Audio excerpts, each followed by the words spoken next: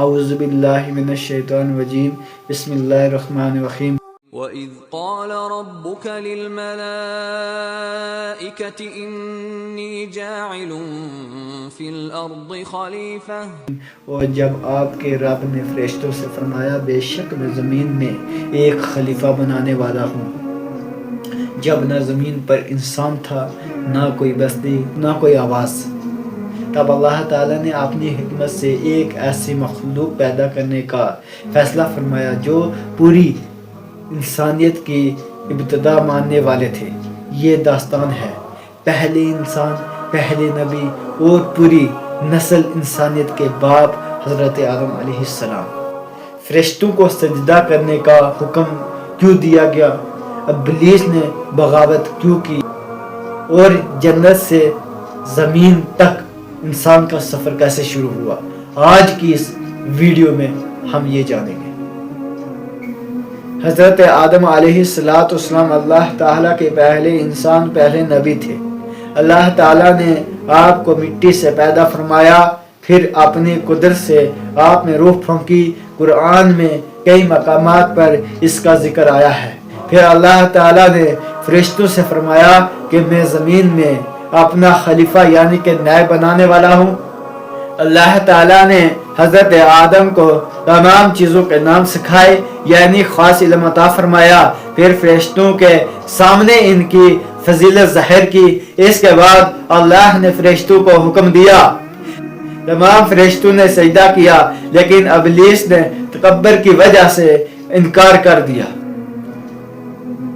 اللہ تعالیٰ نے حضرت آدم کو تمام چیزوں کے نام سکھائے یعنی خاص علم عطا فرمایا، پھر فرشتوں کے سامنے ان کی فضیلت ظاہر کی۔ اس کے بعد اللہ نے فرشتوں کو حکم دیا، تمام فرشتوں نے سجدہ کیا، لیکن ابلیس نے تکبر کی وجہ سے انکار کر دیا۔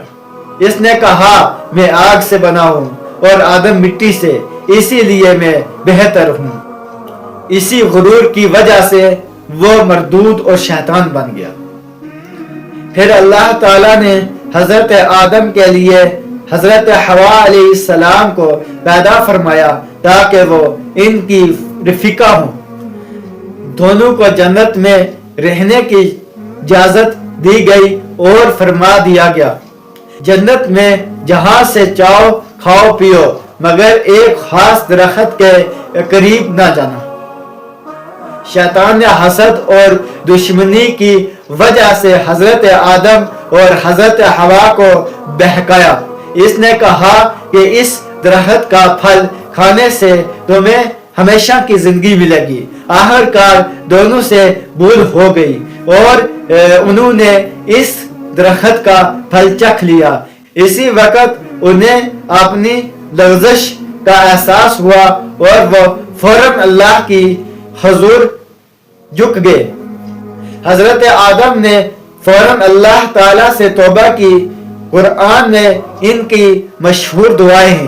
قال ربنا ظلمنا انفسنا وان لم تغفر لنا وترحمنا، اے ہمارے رب ہم نے اپنی جانوں پر ظلم کیا، اگر تو ہمیں نہ بخشے اور رحم نہ فرمائے تو ہم خسارہ پانے والوں میں سے ہو جائیں گے۔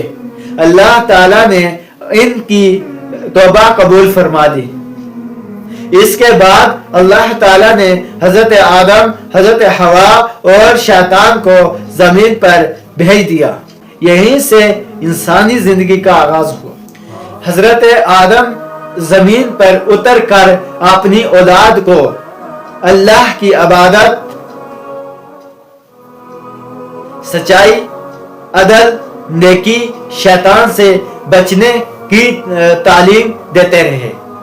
حضرت آدم کی بہت سے اولاد ہوئی، انہوں سے پوری دنیا میں انسان پھیلے۔